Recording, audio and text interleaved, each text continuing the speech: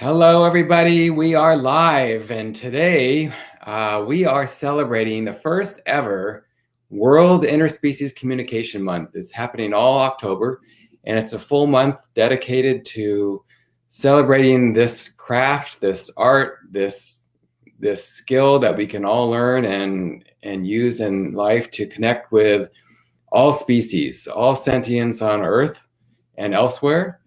And that's what it's all about. So this is a special 7-day interspecies communication practice challenge. It's a global tour, and we're covering all 7 continents. And the topics that I chose are meant to expand your universe and expand your world beyond typical animal communication.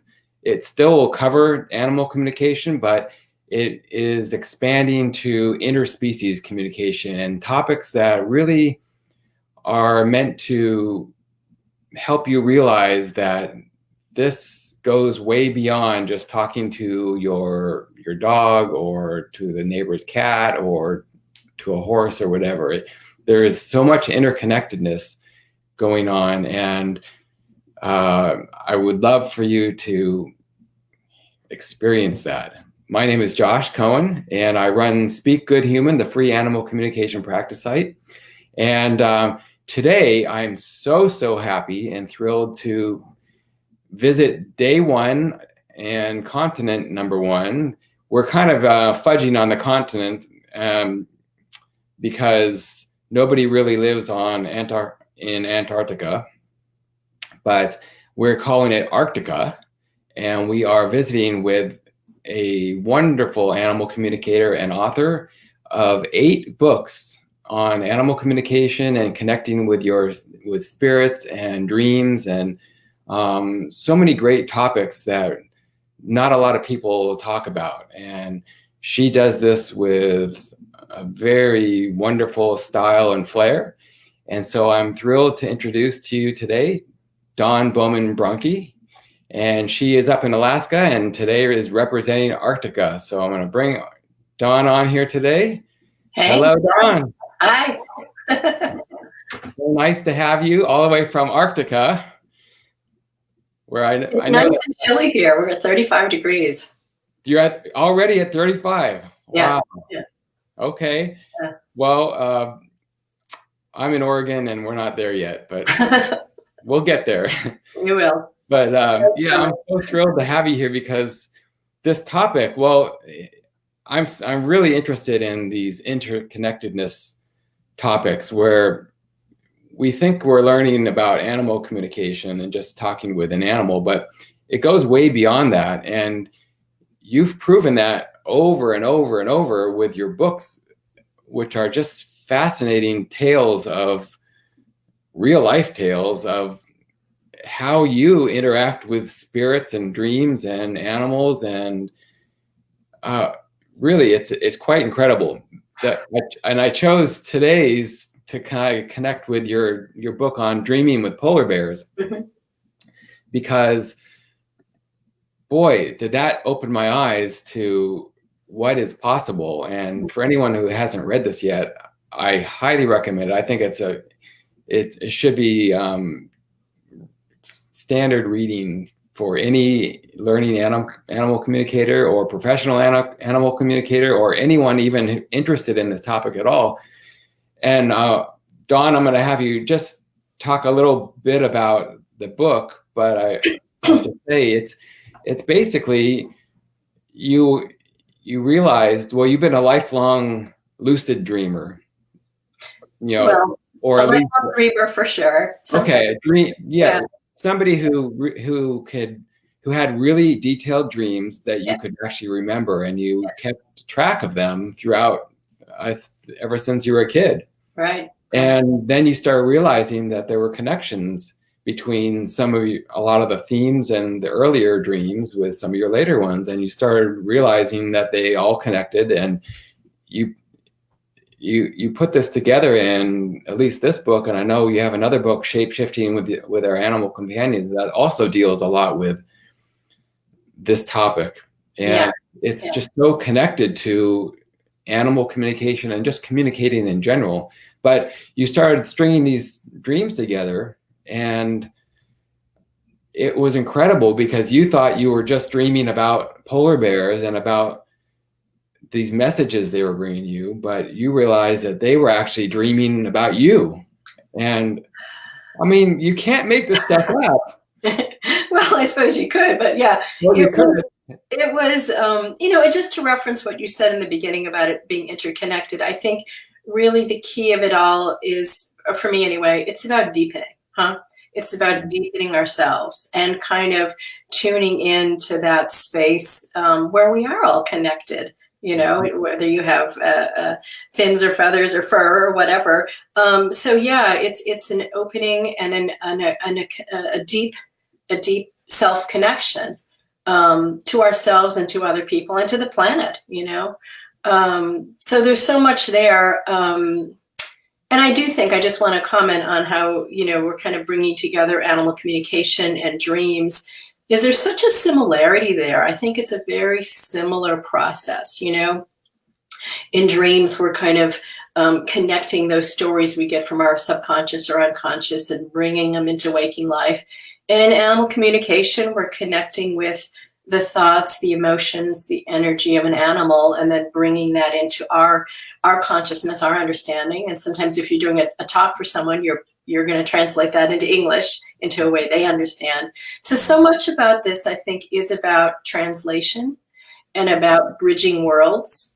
And, well, you didn't ask this question, but for me, kind of the key to it has always been about bridging worlds, about making a pathway kind of between that subconscious dreaming self and the waking self, and really forging a good relationship there between all of those selves, Yeah, and like animal communication, it's so personal. We all do it a little differently and with our own filters, and so it's probably about this self-discovery a bit about how for sure, figuring out how you work personally and what things mean to you and what you're really interested in. Yeah.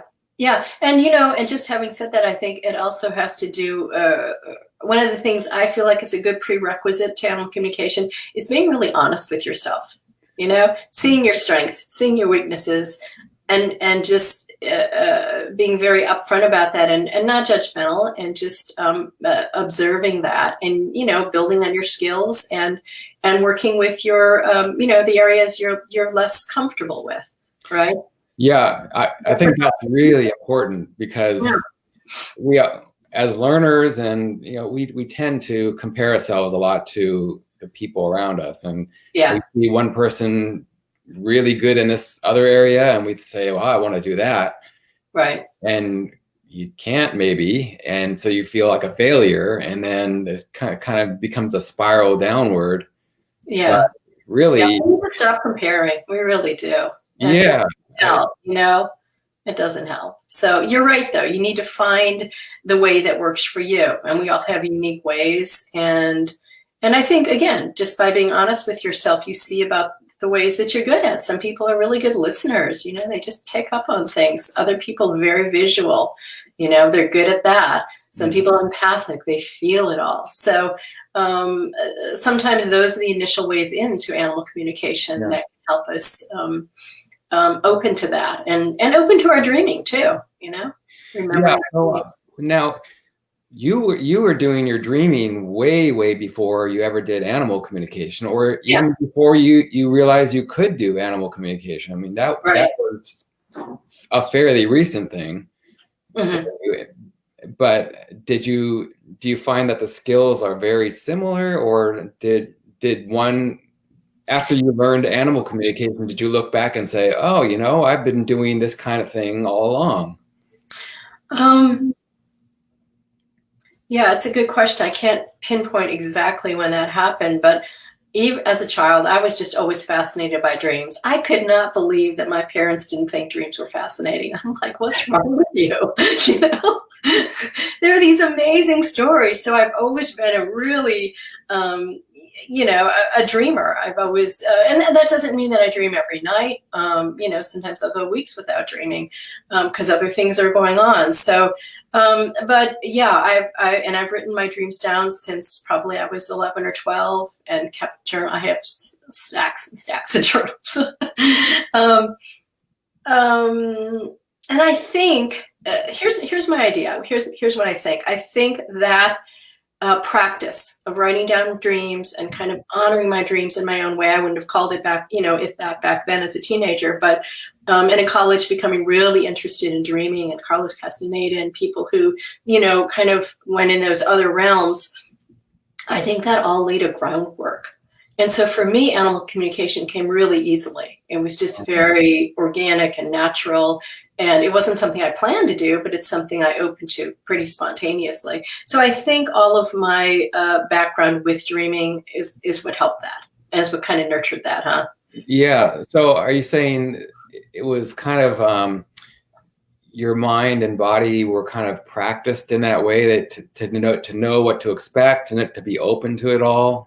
And yeah, I think they were comfortable with it, with that bridging process, with that, back and forth between dreaming and waking. And as I said in the beginning, animal communication is very much that way. Yeah. So yeah, I think it just became an easy process for me and something I was used to and comfortable with. It wasn't scary to me, really. Okay. I mean, my initial session was, the first time I heard animals, it did give me a little shock because I'm like, whoa, that's what these people are talking about. That's how it worked, So it was an excitement more than a fear. But yeah, and then once you kind of open to that, you have different experiences and your mind goes through different things. Is that real? Yeah. Right. So you go through the whole skepticism thing. So I was going to wonder, because that's a huge thing for people who are learning, is that whole big period, which could last a month or 2 years or more. Yeah.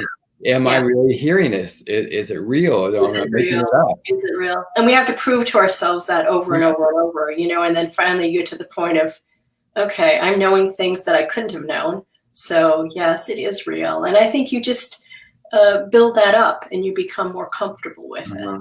And yeah. But do you feel like you almost skipped that phase because of your background? No, I think I just opened easier because of my background, but I'm kind of a skeptic. I really am. Even though I'm really interested in out there stuff, there's a part of me that is, just a little bit of a lot of a skeptic. So no, it took me a while to really, and I became a little scientist writing down the things and, could I have known this? Could I have picked this up in any other way? And kind of proving to myself, yeah, you are getting this information. Yeah. Yeah. Do you ever look back at your books like Dreaming with Polar Bears and think, did that really happen?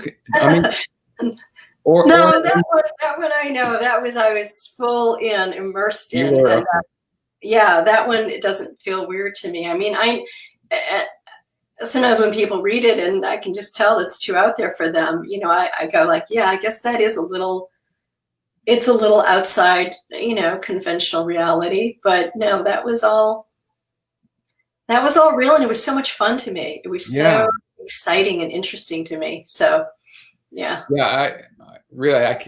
I have to urge everybody out there, you've got to read this book, and then you'll want to read some of her other books as well. But start with this one because it's not a how-to book. It's a how it's possible type of a book where it's just incredible. Yeah. So are you still in touch with the polar bears? So I'm primarily a writer. I do animal communication sessions as well. And no, when I go on to, I don't want to say I'm not still in touch, but I'm saying my focus is elsewhere right now. Okay. So, every project is a little different. And I'm the kind of writer I really like to immerse in it. And I'm, even during the day when I'm not writing, I'm thinking about it and I'm, kind of full in. So, it's fun to talk about polar bears now because it's probably my favorite book, actually. Yeah, it really is. I agree. From the first page, it was just 100% fascinating. And so you did that book, and it probably, like you said, you were immersed in it, but Mhm. there was a definite reason for why you connected with them. I mean, Well, yeah, I mean, I really have always been interested in dreaming. And I think one of the interesting things that happened when I was working on this book, I mean, I was kind of contacted, right, in a roundabout way through different dreams, through a dog dream, actually, that led to this invitation, let's call it, from the polar bear people, the polar bear spirits, to really co-write a book is what it was, right? Because it was for me to learn about dreaming and about lucid dreaming and about dreaming with other species, and it was a vehicle for the polar bears to express their message, and their teaching, kind of a forgotten teaching, yeah. to the world. So it was a win-win situation. And we really were working together in that. There was a lot of co-dreaming. There was a lot of information kind of coming through that I was relating, and that's why it was so much fun.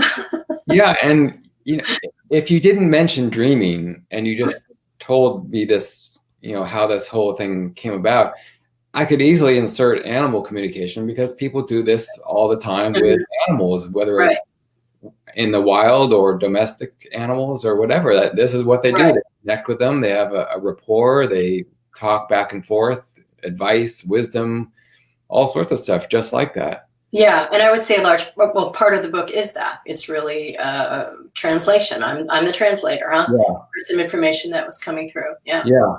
Well, I'm interested. So, did you always like polar bears? I did always like polar. I've always felt an affinity to bears in general. Okay. But the polar bear is kind of special. So in Alaska, I've always felt a closeness to polar bears. I don't have that fear thing. It's not that I wouldn't be, if I was face to face with a polar bear, that's one thing, of course. Yeah. But in general, when I think about polar bears, I think of them as wise.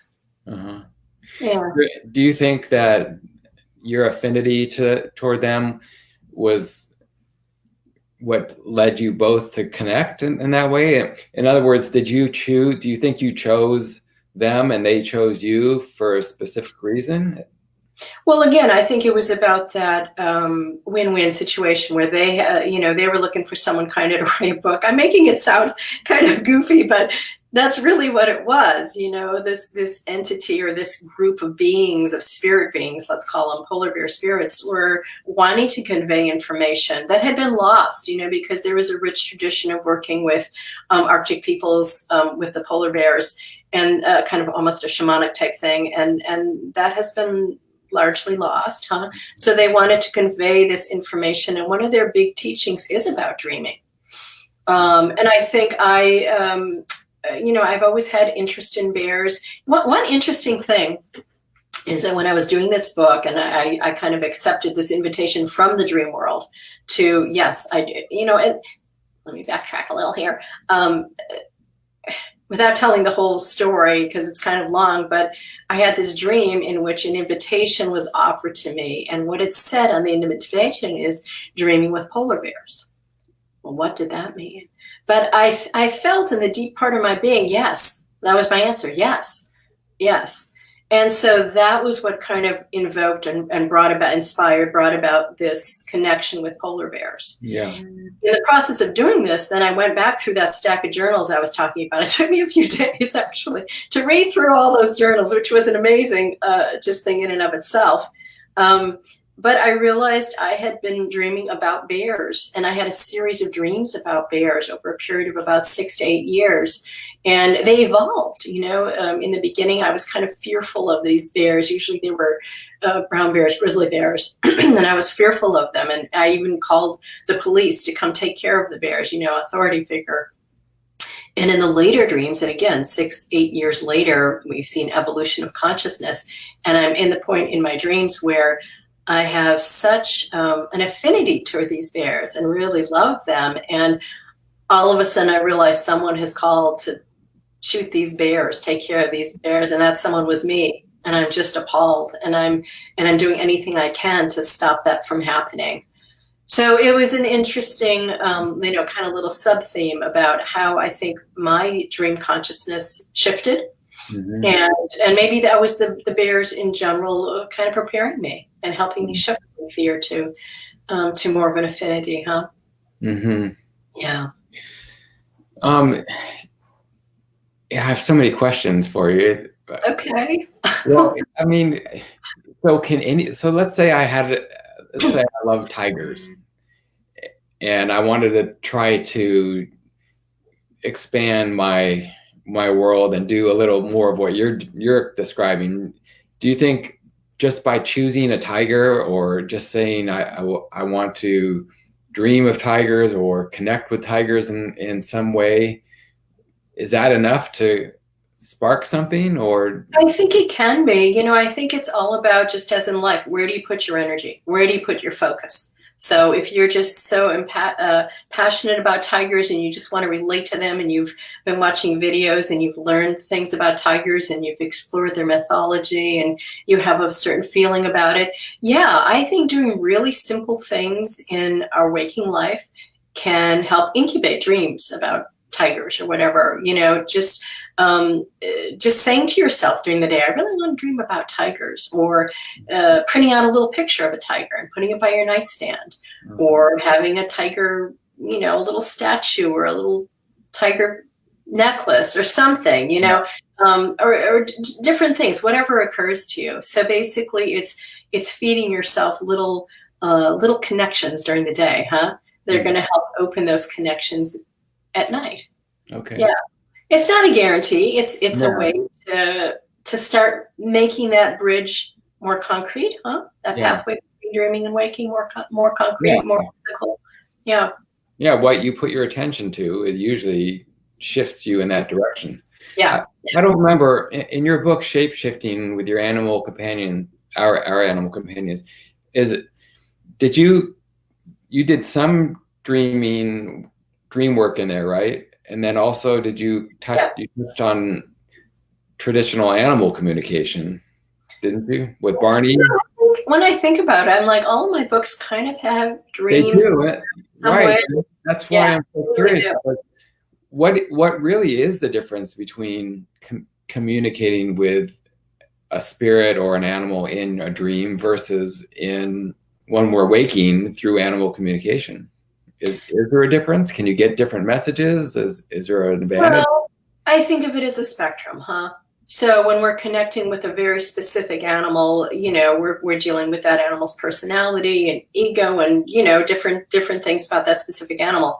Then maybe you go up a little and you're talking, you shift on the spectrum, let's say it that way. And you're talking more with that animal's, let's call it, higher self. You shift, maybe you're talking with that animal species. It's a kind of a larger group, more of a group voice. And maybe you're talking with the animal spirit or the animal deva, or whatever you want to call it. So yeah, for me, I think of it more as a spectrum, and I think of it as a fluid spectrum. So we don't have to get stuck in any one space. I don't think there's necessarily rules about it. I think how fluid are you? Yeah. How can you move? So let's go back to Dreaming with Polar Bears. Is everything in that book your communication and connection through your dreams, or was any of it when you were awakening?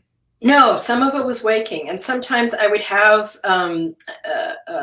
experiences in the dream world, and I would be like, oh, if I was lucid, I'd be like, how can I want to remember this? And the bears would always say to me, don't worry, we'll help you. And so when I would come down here into my office and I would, in the morning, I would just let it flow kind of through me, through, onto my fingers, and I would type it out, and it would be, I could always tell if it was them because they had kind of a unique way of speaking through me, huh? So there was I don't want to call it a polar bear accent, but it was kind of a specific way of talking, and I could tell, okay, you're on with that. That's them. Which isn't, look at that. That's the skeptical me still saying, is that them? Right. In a certain way of talking. And so some of it I get, you could call that channeling. You could just call that animal communication. You could call it sharing of consciousness. It's all of the above, right? Okay. Yeah. Yeah. So we use labels because it's easy to reference things that way, but Right. it really is just a piece of the same pie. It's really all connected. It's all connected. Yeah. Yeah, that's why. That's why I really wanted to talk to you about this stuff, because we're all here trying to learn animal communication, at least in this group. But let's expand on that, because learning something else in a very, it's right next door to this. It's going to help us just become a better, I don't even know what you would call it. And it's not just a communicator. It's just being connected to our world in a much bigger way. Yeah, I think it's about deepening. It's about being more fluid. It's about being more open. And you're right. I think, the more you work on your dreaming, the more your animal communication will be helped. And the more you work on animal communication, the more your dreaming will be helped. It's not an automatic, but if your interest is in dreaming, then that's a really helpful thing for animal communicators, And here's an interesting thing too. It just occurred to me. My first book, Animal Voices, that was like 20 years ago. Wow. So, and in that book, I interviewed a lot of different animal communicators because I was new to this and I really wanted to know how it worked. And I remember I talked to 2 women in different parts of the country who worked with dolphins and whales. And both of those women told me that their initial experience as to why they felt they wanted to work with dolphins and whales was because of a dream. Oh. The dream world called to them, or the dolphins called to them, or the whales through the dream world.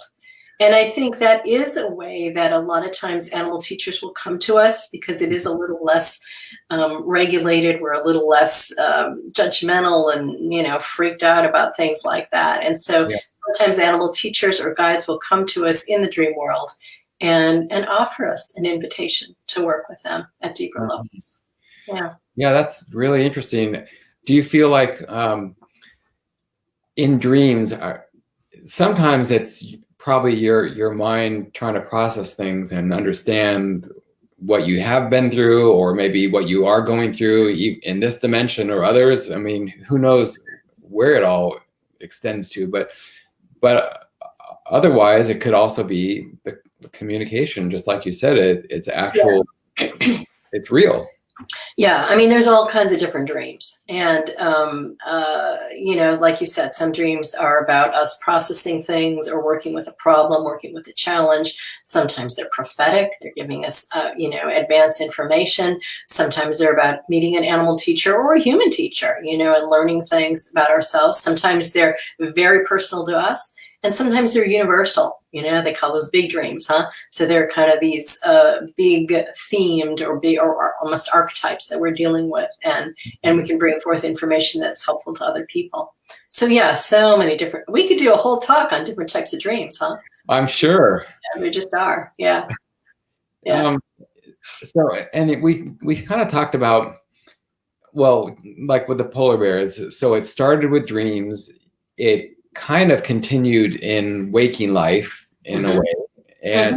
And so I know we talked a little about, maybe offline, we talked about this, that sometimes the relationship starts in a dream, but you can continue it in real life, in waking life. And I assume you can go the other way around. So if you had an animal in waking life who you're connected to, whether it's across the world or in your own personal life, have you ever had it show up in a dream as, kind of go the other way around, where it starts in waking life? Yeah.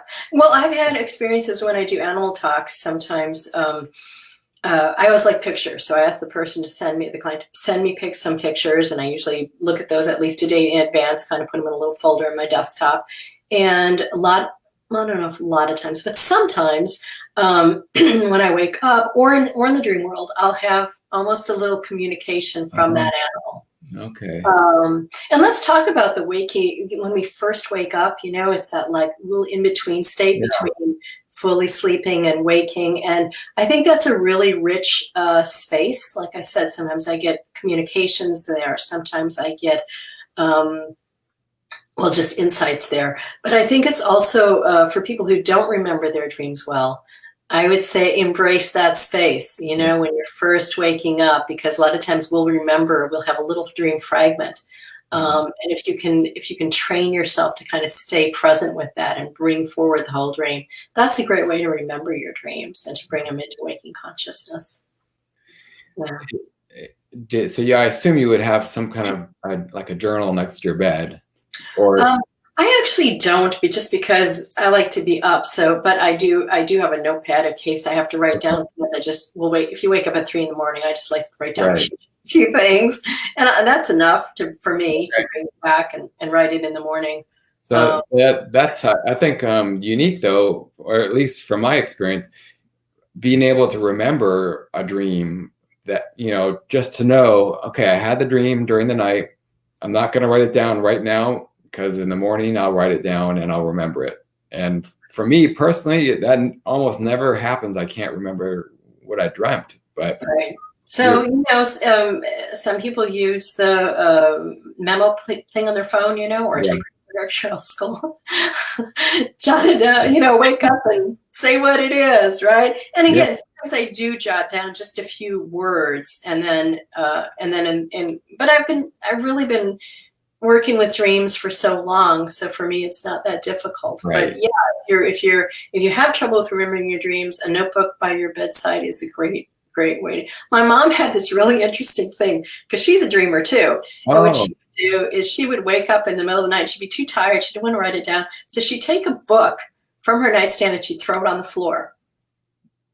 That would remind her in the morning, oh, I had a dream. And she'd always be able to remember her dream. Oh, that is really brilliant. Okay. Isn't that interesting? Yeah. Yeah. I can see where it's sort of like putting a bookmark on something. Right. You know it's there. Just this, because if you don't remember that you even had it, then you're not going back to it. Remember, something happened. Yeah. Wow. So there's all kinds of tricks like that you can do. You know, just to remember your dreams. And again, I think that's like maybe it's a mental hurdle about remembering your dreams. You know, people just say, I don't remember my dreams, and they're just kind of cutting it off. And other people are like, you know, I don't remember my dreams. I want to. So there are ways to work with it and play with it and bring it back. And again, I think one good thing to do is just to tell yourself during the day, I really want to remember my dreams. You know, you're kind of putting it forth to your dream guides, your dream self, that you do want to work with them. And, you know. Yeah, I know that statistically, and I've heard this about many different fields, if you want to practice something, it's not all about actually practicing. A lot of it is mentally in your head, going through the motions and getting your mind ready for it and on board with it. And, you know, like athletes or performers, running through those things in their head gets them just about as far as the actual practice, physical practice. So. Yeah, I mean, and that's a huge obstacle to animal communication, when people say, I can't do this, or everybody else can do it, but I can't. It's just this little heavy stuff, kind of mental block, and you're like, so we got to work with that first. That's the first thing, right? Yeah. So do you let's say, so do you think some people are kind of a little more open to just like in animal communication, some people really get it right away and are good with, you know, every aspect of it. They're really awesome. And some people struggle with it. Is it the same in the dream world? I think so. I mean, I think it's with anything. You know, where's your fascination? Where's your focus? Some people are just really good natural dreamers, and other people, they don't care about it. So that's okay. There's other things, right? But if you're interested in dreaming, yes, I would say by putting your fascination there and by kind of supporting yourself in different ways, you can dream more and you can recall your dreams and work with your dreams. Yeah. Because having the dream is one thing, and then bringing it back is another, and then working with the dream is another thing too. Okay. So yeah, it's all part of a process. Yeah. Do you find that let's say you're learning animal communication, maybe you're talking with some specific animals. Have you ever done this, or do you think it's something that the animals are open to? Is just say, hey, let's connect through dreams, or continue on in that way. Are all animals open to this, do you think? Well, it's like saying, are all humans open to it? I think some are, some aren't. Okay. I think it just depends. Are you asking to speak with your dog, a physical dog, or are you asking to speak with dog spirit? So I would just encourage fluidity and creativity, and to be open to it. And if you're really interested, invite an animal to talk with you or to meet with you in the dream world. And I think the more playful and creative we are, kind of the better, because that's a lot of what dreaming is. It's very creative. It's can be very symbolic, very coded, but it can be funny, right? I mean, everybody's had funny dreams. So it just depends. Yeah. Yeah. What you're saying is true and interesting, because you could have somebody who's not into, I'm going to say, puzzles and things like that, where they have to figure something out. Some people love it, and they love to decipher things and figure out whatever. And I can see where, like, your dreams are full of symbology and full of meaning, but they're not just in your face, this is what it is. You have to connect the dots and kind of put your own interpretations and meanings to things and try to figure out how it all connects.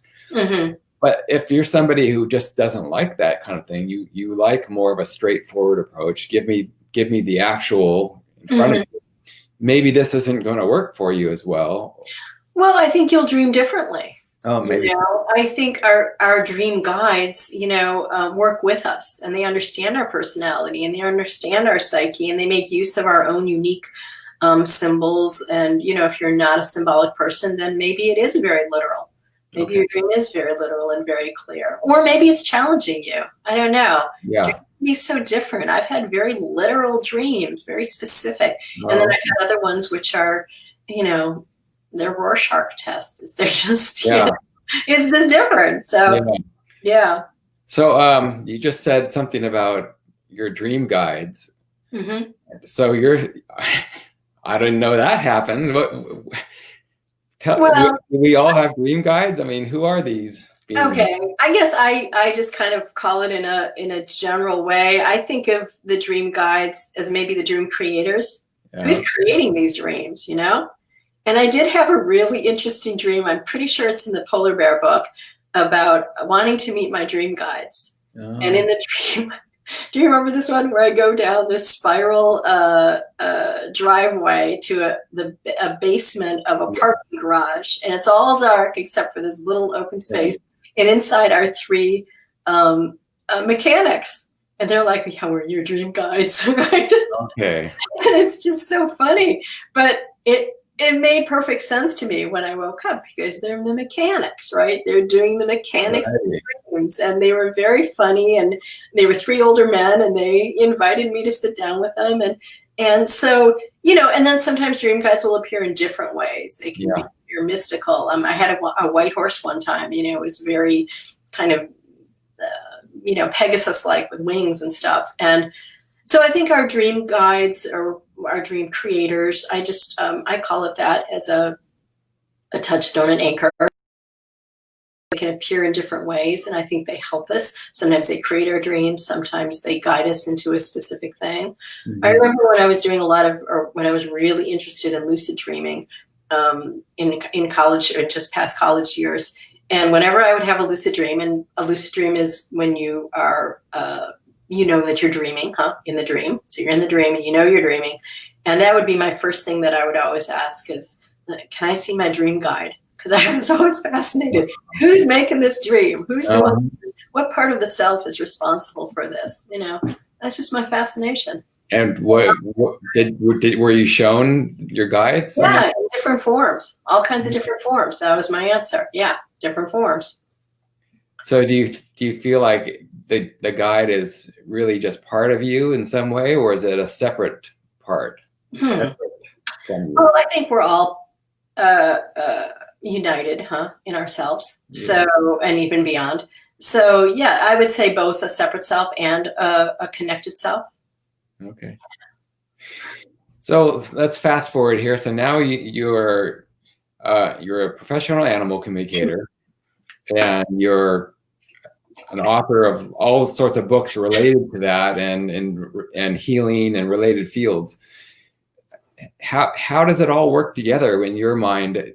How does somebody else out, like me or somebody else, how would you describe how this all connects together in our world? Or Well, I think it goes back to what I said in the beginning. It's about deepening. okay. It's about interconnections. And I think the more you deepen into your interconnected. So I don't even think of it anymore as being separate.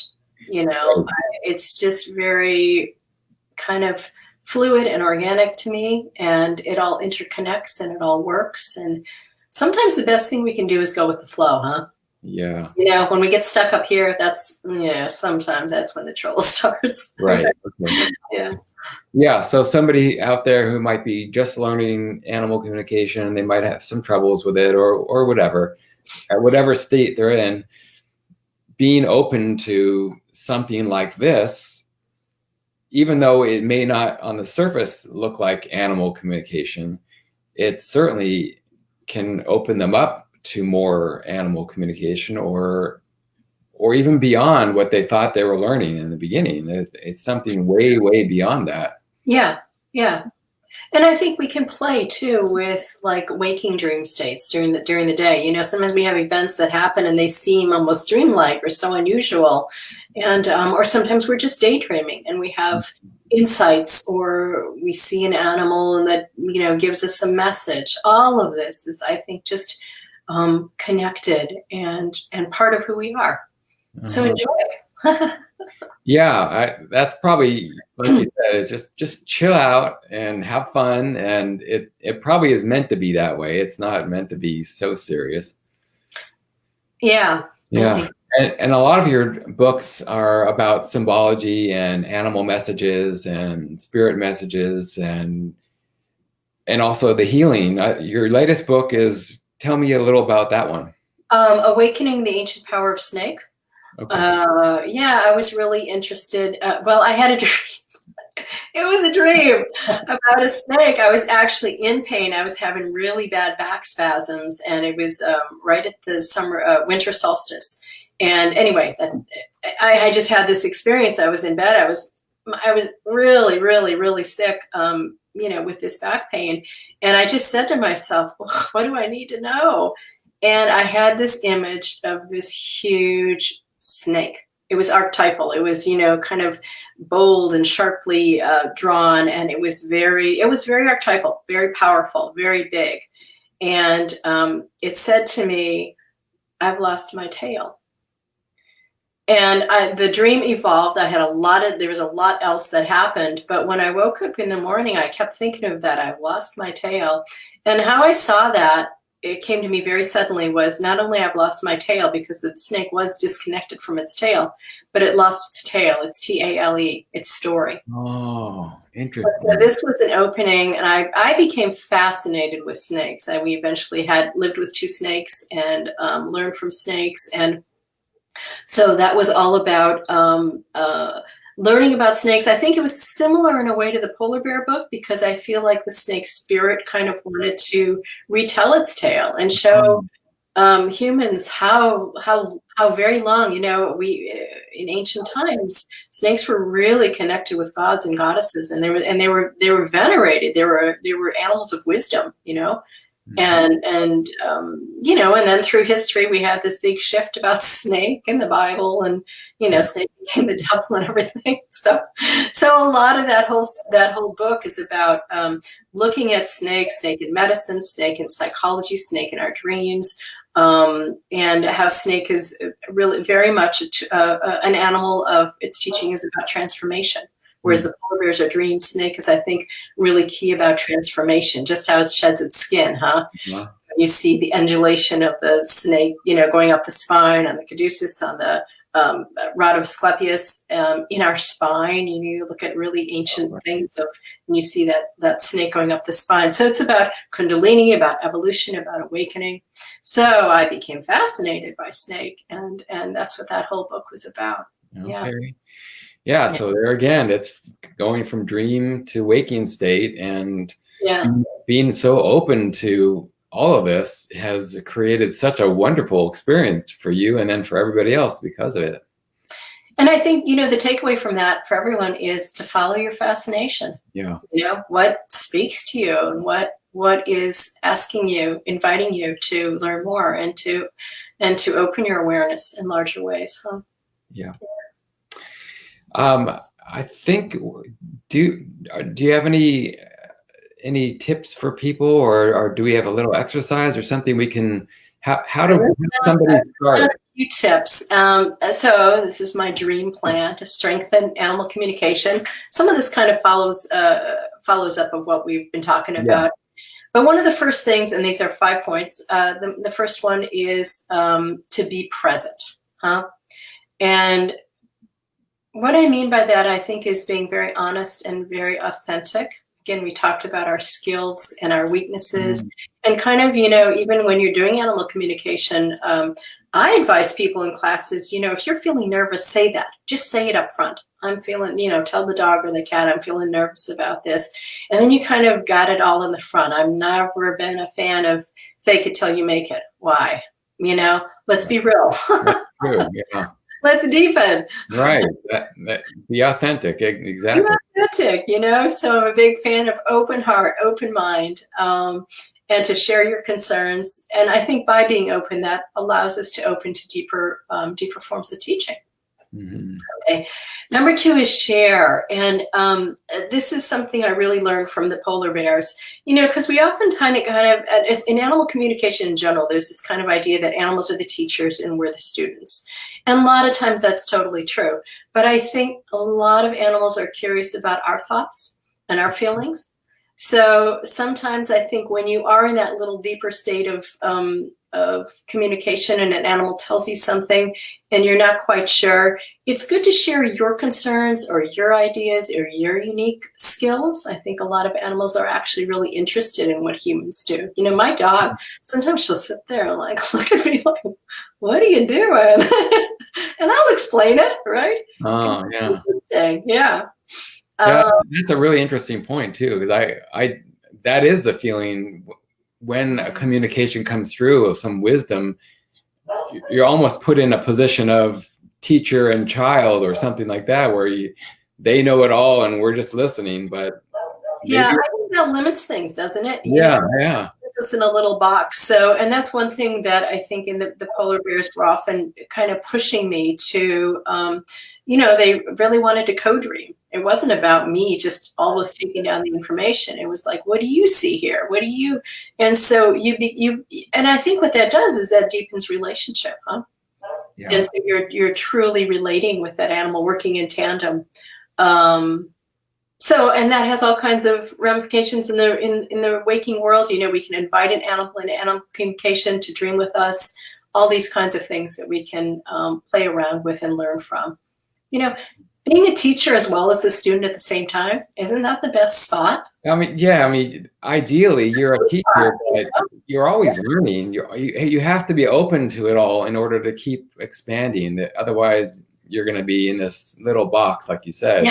Yeah. So keeping it real, sharing. And then my little phrase, follow your fascination. In the polar bear book, the polar bears, they would talk about dream lines, dream tracks. They're kind of paths that we resonate with, huh? Mm-hmm. And so when we do have a dream, sometimes it's really interesting to either when you're working with a waking life or in a dream itself, if you do have a little bit of that lucidity, to follow the dream. There's the door at the end of the tunnel, or there's the cave, or there's, so you kind of follow your fascination, follow your curiosity, because that's often where there's the hidden treasures, huh? Yeah. That's where the answers can be. And so let's see, what else was I going to say? Bringing dream elements into your waking life and bringing messages from your waking life into your dreams. So kind of strengthening that path between waking and between sleeping or dreaming and waking can be helpful, and anchor those connections. Dreams, when you start to open them, they're so creative, and sometimes things will happen the next day or in the following days from a powerful dream, and I'll find anyway, elements from dreams that'll pop up in the waking world. Wow. By noticing those and by making those connections, I think we make our bridge between the dreaming and the waking worlds stronger, powerful, more open, huh? And I would think writing it down would be key, because then it really solidifies what you experienced and gets it into your mind and helps you remember, and then you can identify those elements in your life a lot easier. I agree. I mean, I am a huge fan of dream journals, and I write, so I like writing. You could, if you don't like writing, you could record it, or you could draw a sketch. What I do with my dream journals now is, and you're right. I think what it does is it concretizes the thing, and you're bringing it from that dreaming realm into the waking world. You're making it physical by writing it down. And dream journals also have a great value in that they're records of where we've been. So you can go back and you can follow the progress, follow your evolution of your dreams, and look for patterns and look for series of dreams. That series of dreams I was telling you about before, I don't think I would have recognized those as being connected, those dreams about the bears, unless I had gone back and saw them, because they were separated by like a year or more, sometimes 2 years. Yeah. So I would have never found them if not for the dream journals. And just having read your books and then hearing you talk and being open to all this, it's, a lot of people approach dreams, at least somebody else's dream, and they go, well, that's a weird dream you had. But it's sort of an entertainment, because they don't really look at it as a real thing or maybe a real message often. But right. I think, like you said, if we're open to this and we are treating these like they are a real occurrence in our lives for a reason, probably, and start being open to all these things, then we can just kind of incorporate them in a better way than maybe we have. And sometimes we say, oh, we kind of poo-poo it. But no, I think we should probably start looking at it more seriously. I think I think what it is respecting your dreams, because you're right. When you go, oh, wasn't that funny? Ha ha ha. What kind of energy are you putting into your dream world, and how are you helping the bridge between dreaming and waking? You're kind of making fun of it. You're dissing it, right? Yeah. So I rarely ever say that was only a dream. I don't say that. Yeah. It was a dream. It was an amazing dream, even if it's a fragment of a dream, And I think people who do poo-poo dreams, it's because they really haven't worked with it in any way. Mm-hmm. And a lot of times dreams do appear at first glance silly or nonsensical. Yes. But it's just because we haven't deepened and we haven't listened to what the dream has to show us. Yeah. Right. So let's add that. Respect your dreams. Okay. Yeah. Great one. Okay. And let's say, all right, choose one more. Deepen your connections. That's really the theme of our talk. Make you dreams of waking events, of thoughts, of meditative visions. And I would say connect them like a web. Celebrate the connections, right? I mean, it's so interesting to follow. We don't have to think of dreaming as one thing and animal communication as another, right? They are related, just like everything is. And I think the more we open to those deep connections, the more we feel the flow, of kind of the vast interconnections of all life. Yes, and that's the whole key. That's what we're all working toward. Yeah. We have to. There you go. Yeah, thank you so much. This is where everybody should start. I feel this will be a great introduction to Dawn and the amazing things that she's experienced. And then if you want to continue on with expansion and really helping everything you're trying to do in life, start here. And then she has other books as well. This is where you can go to her website, animalvoices.net, And this particular page is where all her books are. You have 8 of them at this point.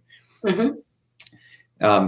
At least one of them is a how-to on animal communication. Yeah. It was originally written for teenagers, and then it was reissued as one for everybody. It's called Animal Voices, Animal Guides. Yes. So it's more of a how-to, and a lot of ideas from a lot of different communicators. So it's sort of like when I do my classes, I really like to present a buffet of ideas. Because everyone's different, and so some things will work for you more than another, and it's great just to build your own set of tools for animal communication. Yeah.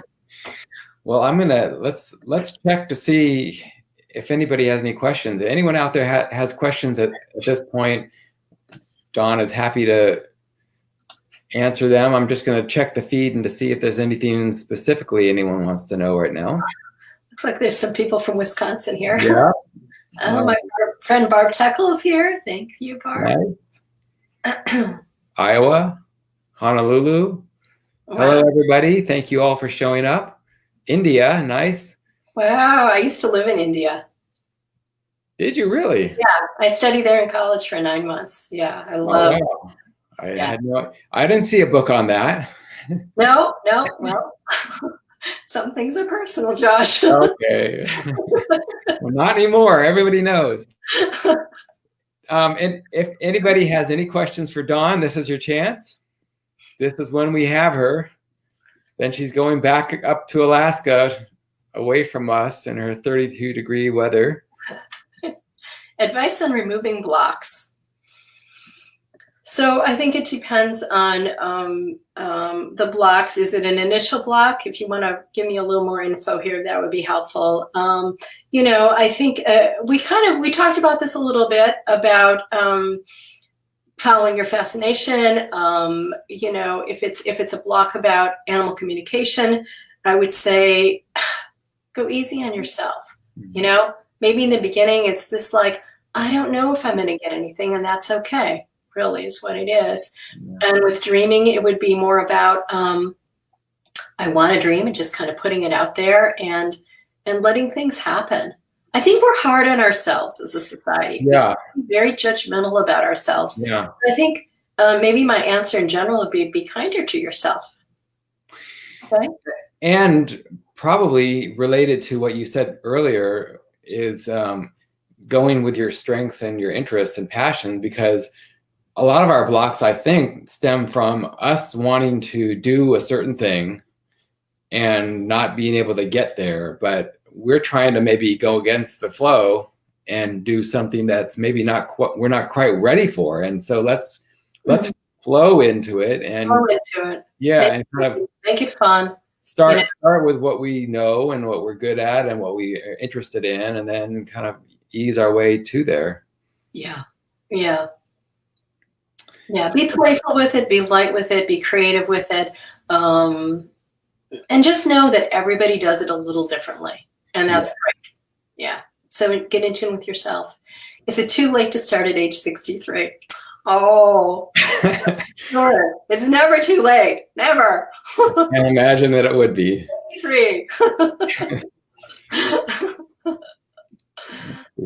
That's funny. How can you tell if a dream is a premonition? Well, after the fact, you can see if it comes true or not in a quick way. I think, but I know what you mean. Sometimes we have dreams, and sometimes they can be a little scary, and we think, oh, something bad is going to happen. Sometimes it's a good thing. Again, I think the answer here is about deepening and knowing yourself, and knowing when something is on and when it's not. And that's something in animal communication we do too, where, you always ask the question, am I projecting or is this real? So it has to do with fine-tuning your discernment and asking yourself in your gut, in your deepest self, is this something that is coming from the animal or is it coming from me? Sometimes it's a combination of two. So in terms of dreams, is it a premonition? How do I feel about it? Do I feel anxious and upset about it? If so, what can I do about it? I mean, there's a number of mental things you can ask yourself here. What am I not seeing here? I feel like there's more of an answer. Do you have an idea here, Josh? No, because I would ask the same question. Is like, how do you know the difference? Other than you've talked about a lot of the things that you can look for. It Mhm. it's sort of um, Maybe it's how does it resonate with you? Does it yeah, resonate as being real? Uh, right. or does it resonate as being, oh, it's more about anxiety and fear and Yeah, angst? that's a good point. Because I know when people have told me things before, like, oh, I had this dream about this, and it's related to me or somebody in my family or whatever. Sometimes I'll be maybe a little worried, but sometimes I'll think that doesn't feel right to me, and so I kind of put it aside. I don't let it worry me, and Yeah. I think it probably means something, but not exactly what they might think it means. hmm hmm And I think the more we work with ourselves and the more honest and open we are with ourselves, the better we get at discerning Hmm. what's real and what's just worry and things like that. So, yeah. Let's see this one. Is it determining if it's your mind getting in the way? Not Mhm. sure what that question means. Do you know? Yeah, maybe. I don't know, Linda. Do you have anything more specific about that? Are you talking about how do you know whether it's real or just your mind making it up? And are we talking about dreams or animal communication here? Yeah.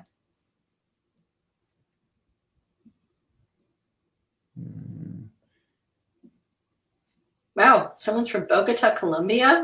You have people from all over, Josh. Yeah, somebody from Greece. North Carolina. Hello. Welcome, welcome everybody. Yes, Um, yeah, just some general comments. I've had dreams that have happened. That was from the woman who was asking about premonitions. So Yeah. yeah.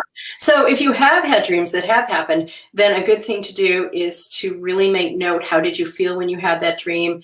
And kind of your state of being. And then that serves as a marker so that you'll know in the future if you have another dream that feels similar in yourself, then you'll know, oh, this could very well be happening then. Hmm. Mm. So, and Yeah. some people are great with that, with kind of prophetic or premonitional dreams. Any advice on how to remember? Yeah. So that's a good one. So remembering our dreams. Um, we talked at one point about that liminal state between dreaming and waking. And I think when you first wake up, you're not quite awake. You're in that space.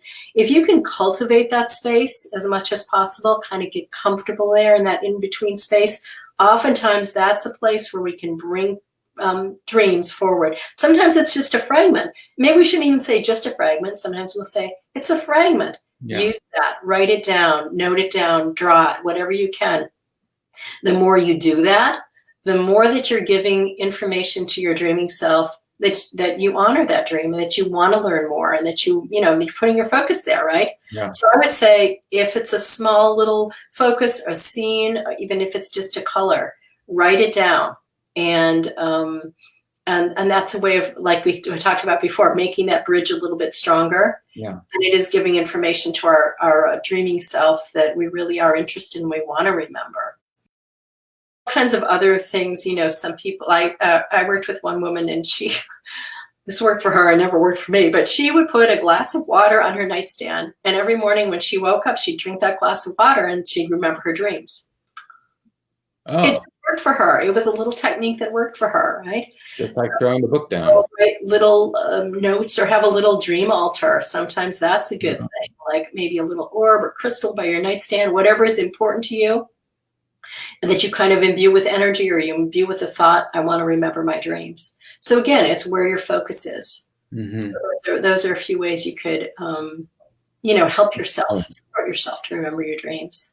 You mentioned the dream fragments. So do you feel like it's just part of the full dream and that's the only part that you were aware of or can remember? I think sometimes it is, often for me, because a lot of times I will have just a fragment and then in the process of writing it down, I'll actually remember the whole thing. Oh. So sometimes those fragments are, and sometimes maybe that's all it is. I remember being in a dream workshop once and this man, he always sitting there and remembers dreams. He had a dream of a grape cluster, a purple grape cluster on a gold plate. And he was like, that's all I have. That's all I have. He thought it was nothing. We spent an hour on that dream. It was amazing. You know? So once you start to unpack the dream, we haven't talked a lot about interpretation, but once you start to unpack the dream or decode the dream or work with the dream in bigger levels, you know, a dream fragment can be the full dream, perhaps. Yeah. Okay. Yeah, it's all about the exploration of it, how you're working with it and what you want out of it. Yeah, definitely. Do you, I don't know that there's any other questions. Linda's question about, is it determining if it's your mind getting in the way, was relating to the premonition question. Mm-hmm. So, and that was, how can you tell if your dream is a premonition? So is it premonition, or is it your mind getting in the way, and it's about getting worried about something, or a fear maybe? Yeah, and I think we kind of covered the answer to that, which is, you know, go into your deep self, into your gut. How did you feel about that? Mm-hmm. And I think the more comfortable you get with yourself and connecting with your deep self, the more clearly you'll know each time if that's something that's anxiety ridden or if it's, you know, a reality. Yeah. Yeah. This is not a question, and it's just a comment, but we'll take this one and maybe wrap it up if we don't have any more. Because this is a common, you're not alone, Kate. Lots of people want to be able to do this, and it hasn't happened yet, and they wonder what it's going to take to really make it happen. Yeah. Any words of wisdom there? Well, I think first, just let go of that idea, you know? And so sometimes by just saying, if it happens, it happens. That's great. If it doesn't, that's okay too. Because then we're being okay with ourselves. Yeah. You know? Sometimes you kind of have to trick yourself a little, right? And I would just say that the best way to open to animal communication is to be light about it, is to be playful about it, is to be curious. And maybe if animal communication, you know, doesn't open, like when we're calling it animal communication, maybe you start working with your dreams. Maybe you start drawing, or maybe you start painting, or you do some kind of creative process. Maybe you walk and you think about animals. Or maybe you sit with your dog or your cat and you just open that way. You know, that's one of the most profound ways I think that animal communication can happen is an animal you love sitting by your dog and just closing your eyes, and you're moving from head to heart, huh?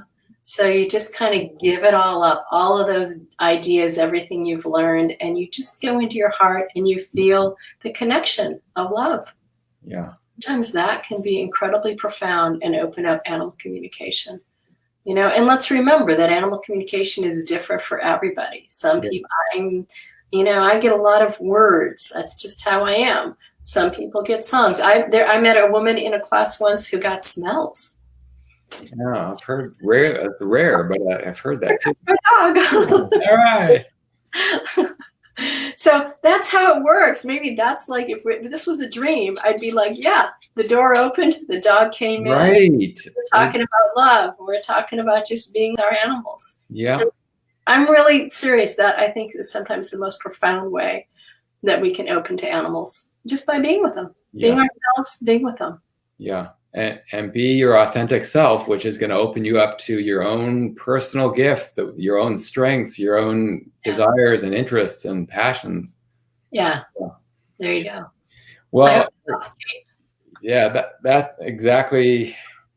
Perfect. That just sums up what we've been doing here, and why this talk has been so important, is really just to open us up to all these other things.